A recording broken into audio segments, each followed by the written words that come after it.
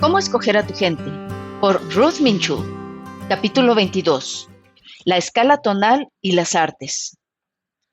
Por alguna razón me encanta esta pintura, pero esa otra... ¡Ew! Nunca me ha gustado mucho toda la música clásica. Es tan deprimente. Quizá no sea una buena literatura, pero de todos modos me gustó el libro. Le guste o no a la gente creativa, la mayoría de los individuos reaccionan emocionalmente a las artes porque existe una relación definitiva entre la escala tonal y ellas. La estética constituye por sí misma una escala que va desde la baratija corriente hasta la elegancia de una obra maestra. Esta escala se mueve perpendicularmente hacia arriba y hacia abajo de la escala tonal. Encontramos así un arte de ejecución impecable que resulta deprimente.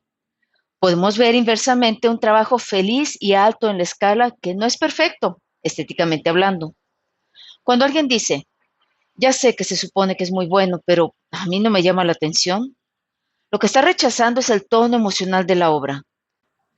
Puede ser que prefiera algo que sea triste, cursi, temible, misterioso, atrevido o discreto, dependiendo de su tono. Existen cientos de canciones tan solo en la banda de la fricción, y van desde los éxitos del momento que caen pronto en el olvido, hasta obras clásicas exquisitas. La estética tiene un fuerte valor en la elevación del tono, como te habrás dado cuenta con ciertos libros, pinturas o determinada música que te emocionan y te llenan de placer. ¿Debe ser neurótico el artista? Un artista que espera interpretar la vida fidedignamente debe ser capaz de ver todos los tonos, desde la apatía hasta el entusiasmo, con un punto de vista igualmente objetivo. Su propia posición en la escala no debe afectar necesariamente su habilidad creadora. Muchos de nuestros artistas más talentosos fueron o son de bajo tono. No es necesario, sin embargo, que el artista sea neurótico para ser creativo. Esta idea es generalizada a pesar de no ser válida. Aunque un artista puede ser capaz de producir cuando esté abajo, será más vigoroso y apto si sube de tono, y de ninguna manera tendrá que sacrificar su forma, su estilo o su talento. Nadie empeora subiendo de tono.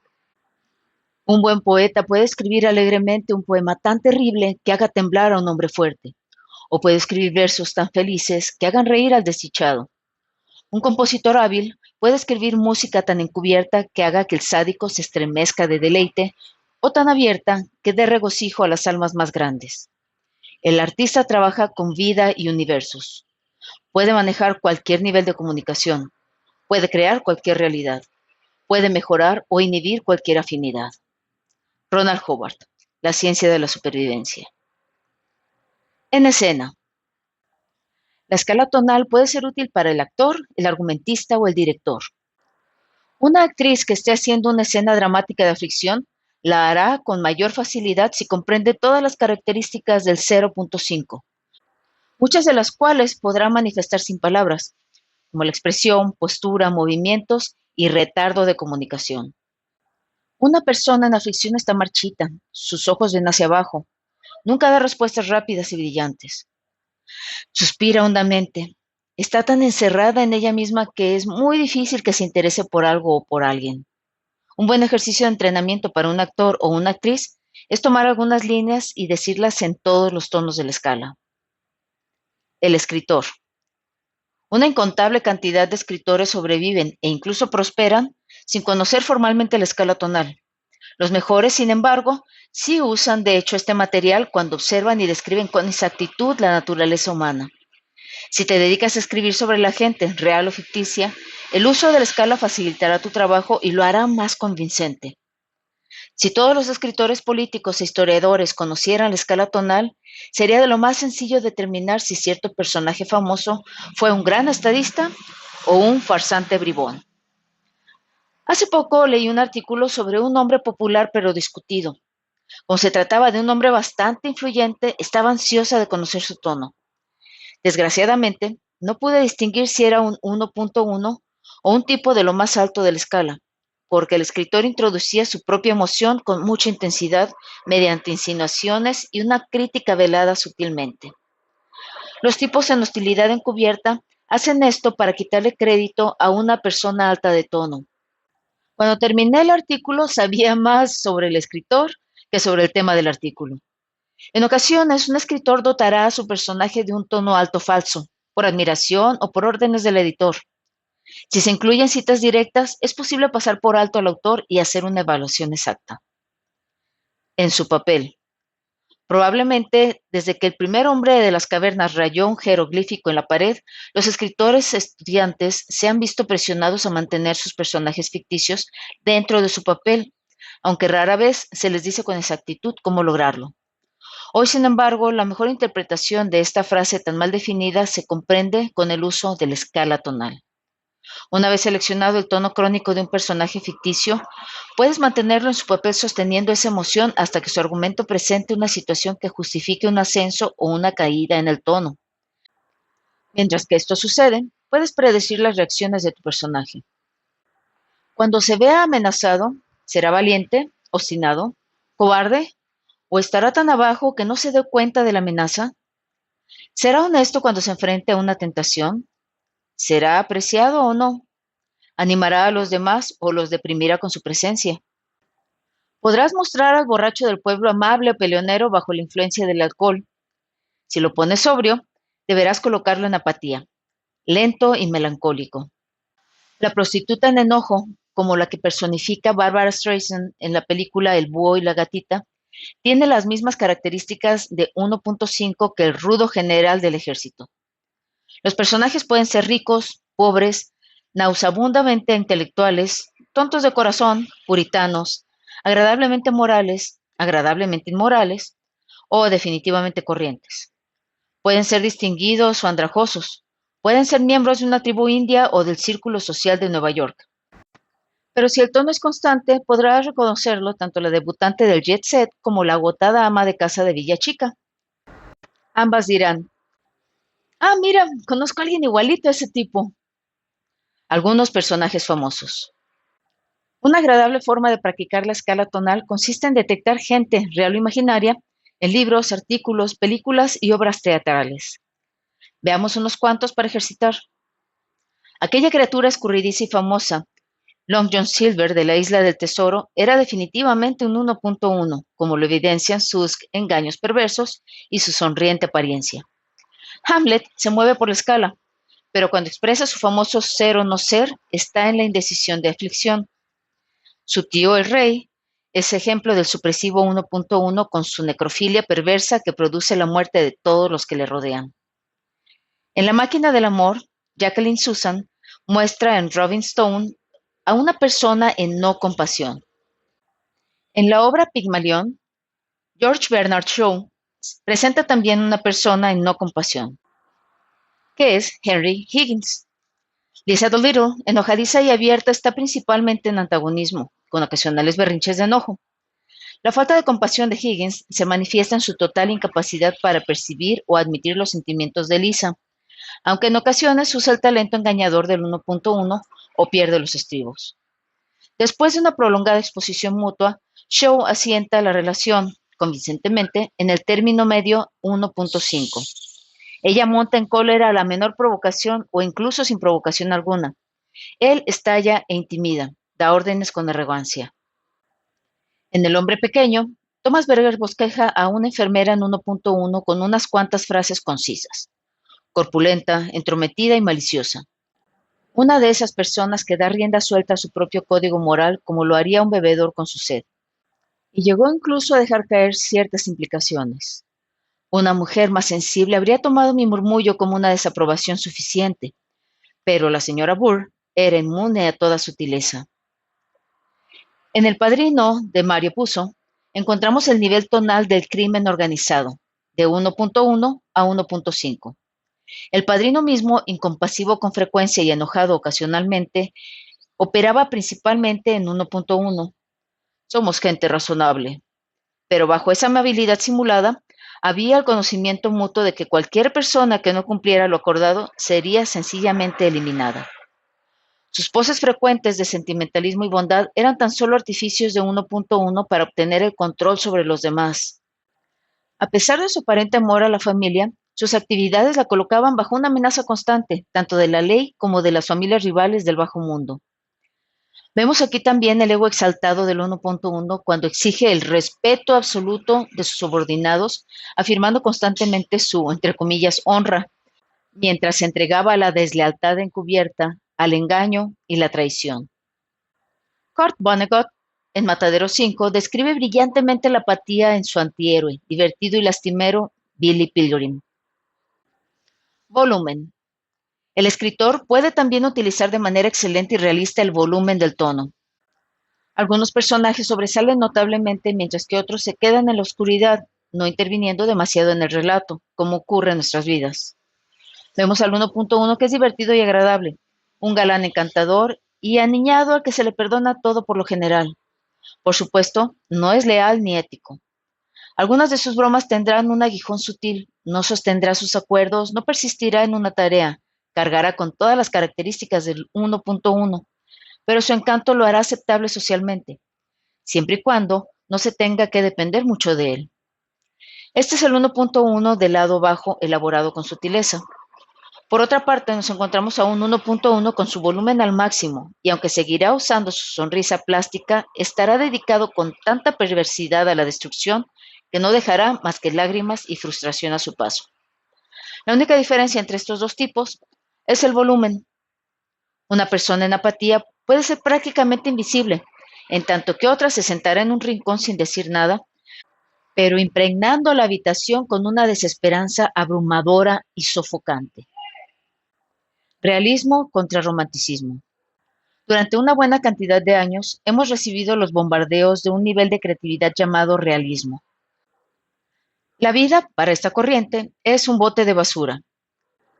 Decir las cosas como son quiere decir mostrar el alcoholismo, el engaño, la adicción, la prostitución, el crimen, la depravación, el asesinato, la desgracia, la penuria y todas las formas de porquerías espirituales.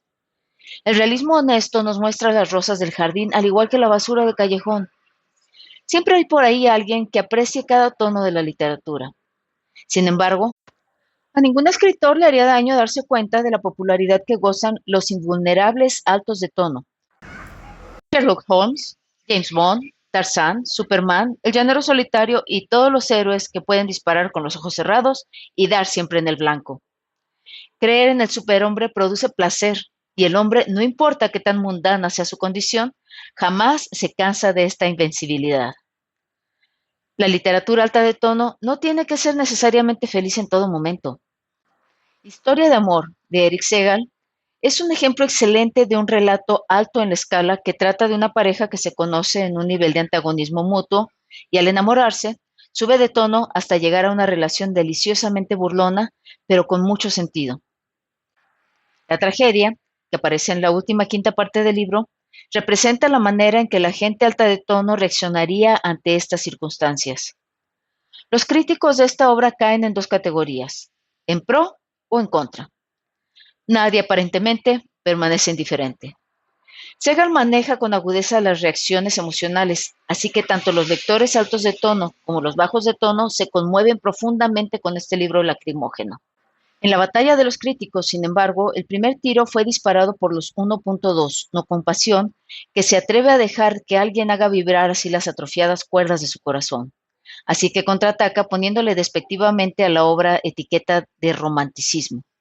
Y el tipo de público que se ríe cuando todos los demás están llorando es muy probablemente el 1.1.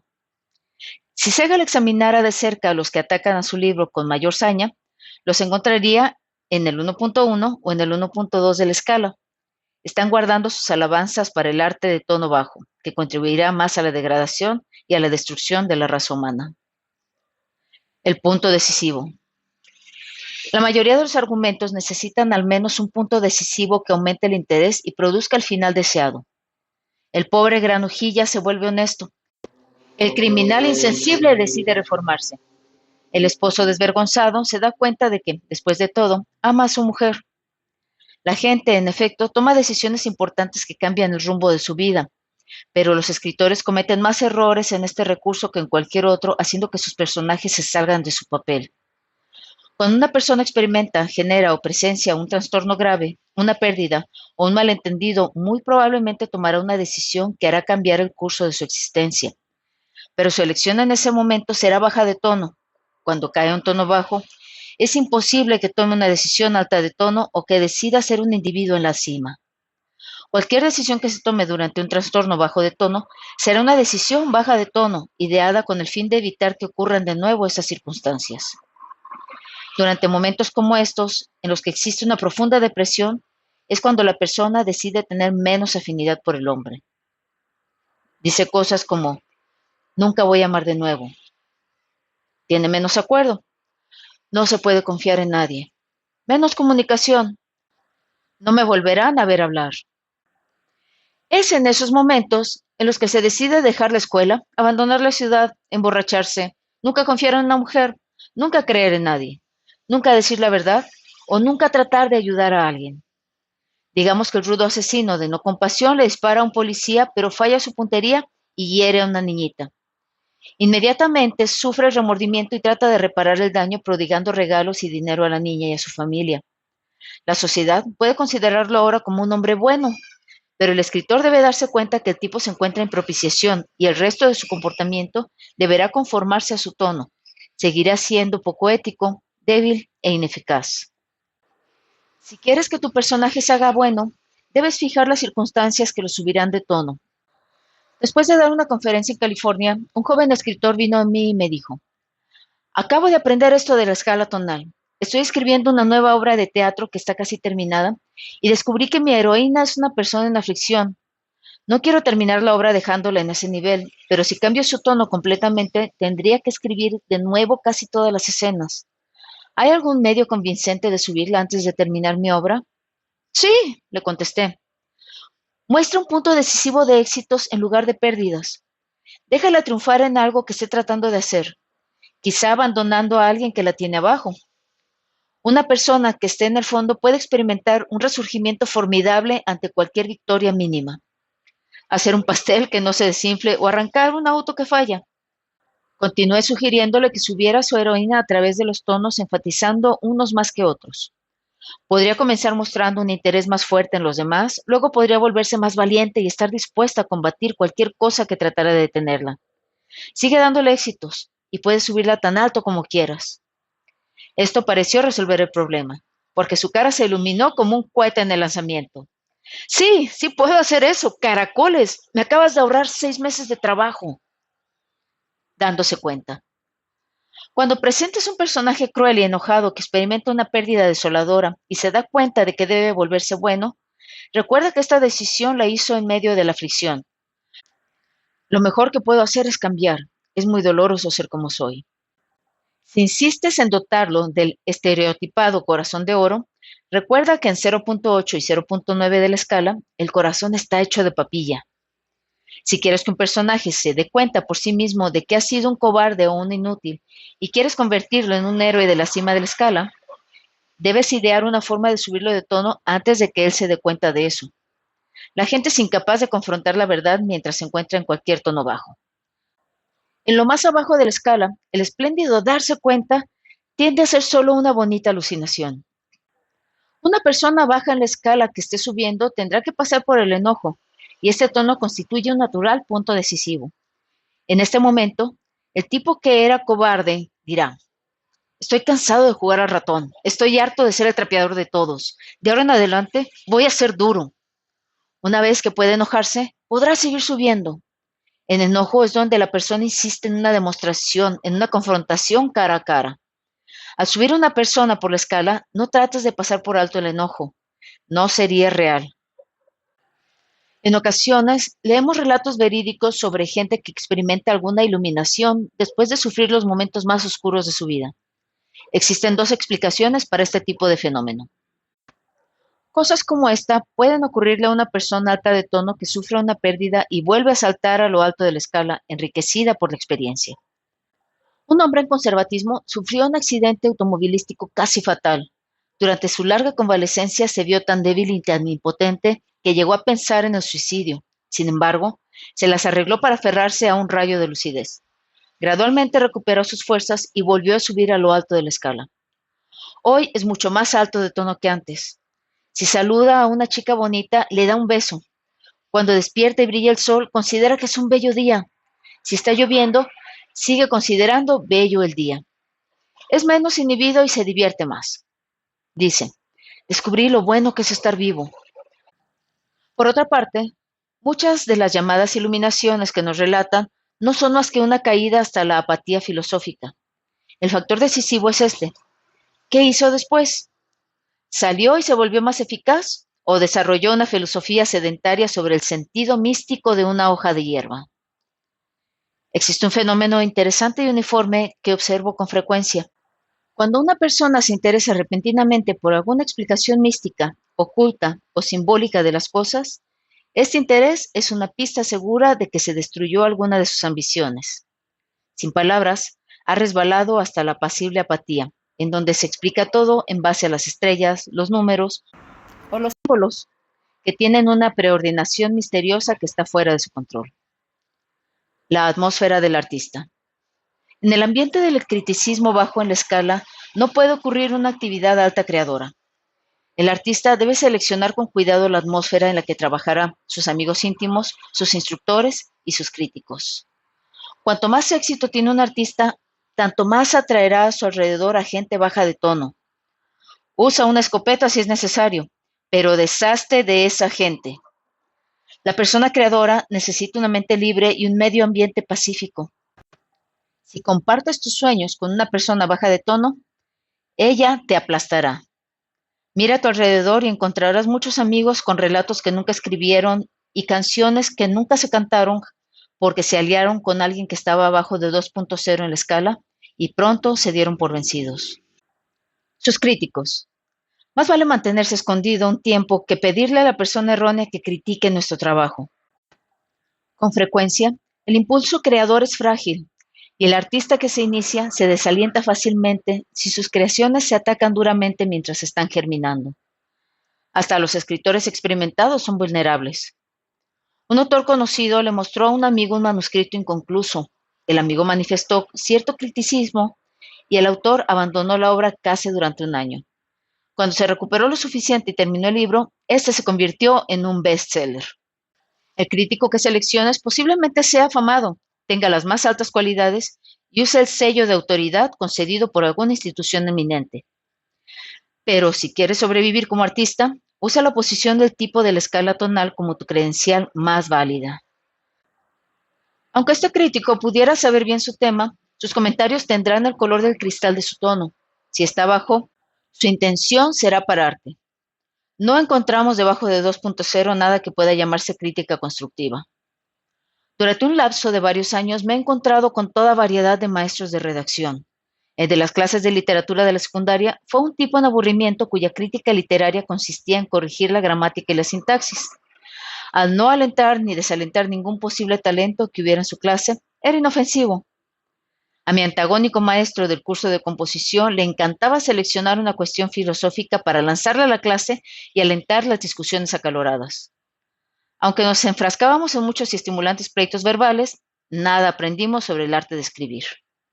El siguiente profesor que tuve estaba en compasión, comprendía tan profundamente la fragilidad artística que nunca sazonaba su enseñanza con una sola crítica o con un solo comentario constructivo. Ni siquiera nos dejaba tarea. La suya era una clase libre, libre e incluso de ayuda. El más desalentador de mis instructores era un 1.2 que se especializaba en acabar con la seguridad de sus estudiantes. Cuando se le pedía una opinión específica sobre algún trabajo, contestaba secamente: si quieres aprender el arte del símil, lea a Georgina Gray a la Triste. Hacía frecuentes referencias de escritos desconocidos, insinuando que, a menos que los conociéramos, no teníamos esperanza alguna. Criticando con bruscas generalidades, dejaba a los estudiantes insatisfechos y desalentados sobre su trabajo y sin saber con exactitud cómo podían mejorarlo. Un buen día me encontré un instructor alto de tono, raros, pero existen, y la diferencia fue notable. Sin el deseo de herir o desalentar a sus estudiantes, los alababa con tanta frecuencia como era posible. Por otra parte, su integridad hacia su trabajo y su propia habilidad en el campo lo capacitaban para criticar cuando era necesario. La importante diferencia era que hacía una crítica específica sin generalidades. Mencioné este hecho a un amigo que da clases de arte en una universidad y me lo agradeció efusivamente. Aunque estaba perfectamente consciente de la vulnerabilidad de sus estudiantes, nunca había logrado determinar con exactitud cómo debía hacer sus críticas hasta que yo mencioné la palabra específicas. Este tipo de corrección no hiere, a menos que el estudiante esté en algún viaje de vanidad de bajo tono, porque el artista se da cuenta exactamente cómo mejorar su trabajo, aprende algo. Esta es la principal razón, ya que estamos en esto, de que una nota de rechazo sea tan descorazonante para el escritor. Es una generalidad. No hay pista alguna sobre por qué no se aceptó su escrito. Cuando el autor conoce la verdadera razón, no importa qué tan terrible sea, la puede confrontar con mayor facilidad que sus propias figuraciones bajas de tono y puede corregir el trabajo. Me parece lógico que algunas editoriales estén usando ahora una nota de rechazo en forma de lista en la que se marca el error encontrado, y estoy segura de que está sirviendo de mucho. Resumen. Escoge tu arte, tu ambiente, tus maestros y tus críticos con base en el tono en el que estén. La ayuda de tono bajo te hace la misma falta que la fiebre amarilla. Existen todas las razones del mundo para que el artista sea alto de tono y ninguna para que sea bajo de tono.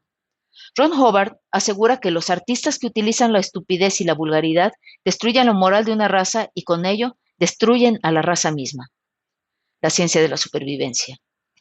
Por otra parte, los artistas que están en lo alto de la escala son los seres más poderosos de la Tierra, ya que la estética es el medio más rápido para elevar el tono de las multitudes. Vayamos al siguiente capítulo para saber cómo manejar a la gente mediante igualar tonos.